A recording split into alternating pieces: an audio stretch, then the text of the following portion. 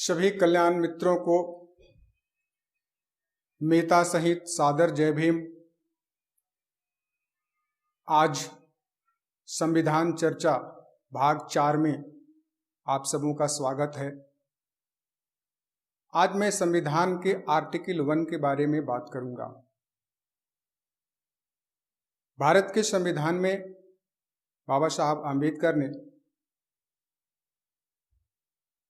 भारत में रहने वाले सभी समुदाय के लोगों के हित के लिए अनेक आर्टिकल्स बनाए हैं, जिसमें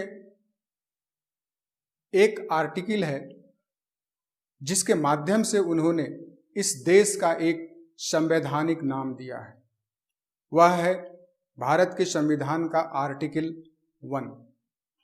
भारत के संविधान के आर्टिकल 1 में लिखा है, India that is Bharat there shall be a union of state. यानी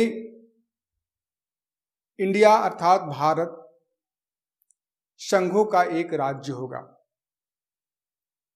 तो इस आर्टिकल में डॉक्टर बाबा साहब आम्बेडकर ने देश का एक प्रमाणिक और संवैधानिक नाम दिया है, और इस भारत नाम के पीछे इतिहास की प्राचीनता छिपा हुआ है। भरत एक मूल निवासी राजा थे जो रावी नदी के तट के आसपास रहते थे। रावी नदी को ही ऋग्वेद में परुशनी कहा गया है। तो परुशनी नदी के तट पर राजा भरत का निवास था और उन्हीं के नाम से यह देश जाना जाता था। इस देश को भरत भूमि भी कहते थे। ऋग्वेद में 5 कबीलों का वर्णन आया है। ये 5 कबीले हैं, त्रिस्तिस, तुर्वस, द्यू, अदु और पुरु। पुरु के 3 शाखाएं हैं, भरत, त्रित्सु और कुथिक, जिसमें भरत जो थे इस देश के शासक थे। भरत के ही पुत्र राजा सुदास थे, जिनका संघर्ष आर्यों के नेता वशिष्ठ से हुआ था, जिसका वर्णन बाबा साहब ने हुवेर सुद्रा में किया है।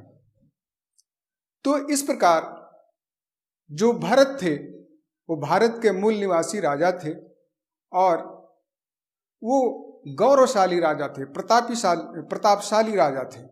इसीलिए उनके नाम पर इस देश का नामकरण किया गया है। प्रायः लोग ये समझते हैं कि वो भरत जो दुष्यंत और शकुंतला के पुत्र हैं, लेकिन वो भरत नहीं, बल्कि वो भरत जो हजारों साल से इस भरत भूमि पर, इस देश के धरती पर रहते आए हैं, और उनकी शौर्यशालिता का एक देदीप्यमान इतिहास है। तो बाबा साहब ने भारतीय इतिहास की प्राचीनता के आधार पर इस देश का नामकरण भारत किया है। कुछ लोग ऐसे हैं जो इस देश को हिंदू स्थान बनाना चाहते हैं, हिंदू राष्ट्र बनाना चाहते हैं। ऐसे चाहने वाले लोगों में संघ के लोग, आरएसएस के लोग, हिंदू महासभा के लोग आगे हैं। हिंदू महासभा के नेता बीडी सावरकर ने 1923 में एक किताब लिखी थी, उसका नाम हिंदुत्व है। वास्तव में हिंदुत्व हिंदू राष्ट्र का ब्लूप्रिंट है। उस किताब में उन्होंने यह कल्पना किया है कि यह देश हिंदू राष्ट्र होगा, इस देश का नाम हिंदुस्तान होगा, और संस्कृत यहाँ की प्रमुख भाषा होगी, संस्कृत निष्ठ राष्ट्रभाषा होगी। इसीलिए हिंदुत्ववादी विचारधारा के लोग इस देश का नाम प्रायः हिंदुस्तान के रूप में जानते हैं और हिंदुस्तान चाहते हैं।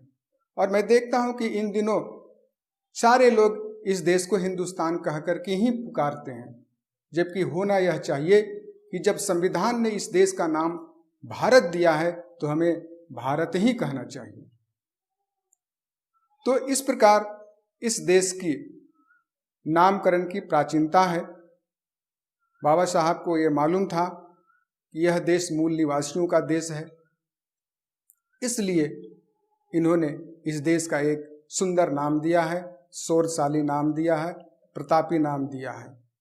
तो हमें इसी नाम से पुकारना चाहिए और इसी नाम का उच्चारण करना चाहिए। लेखन में भी इसी नाम को हमको प्रयोग करना चाहिए। अगले वीडियो में मैं इस आर्टिकल का जो दूसरा भाग है, जिसमें कहा गया है कि भारत संघों का एक राज्य होगा, इस पर चर्चा करूंगा, क्योंकि यह भी काफी महत्वपूर्ण है।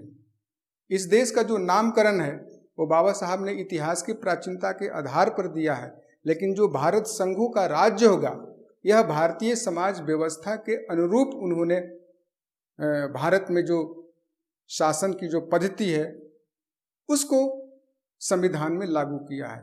यानी भारत में जो शासन की पद्धति होगी, जो सरकार का रूप होगा वो फेडरल होगा, फेडरल स्ट्रक्चर होगा। तो इस बिंदु पर मैं अगले वीडियो में आपसे बात करूंगा। आज इतना ही। धन्यवाद। जय भीम, जय भारत।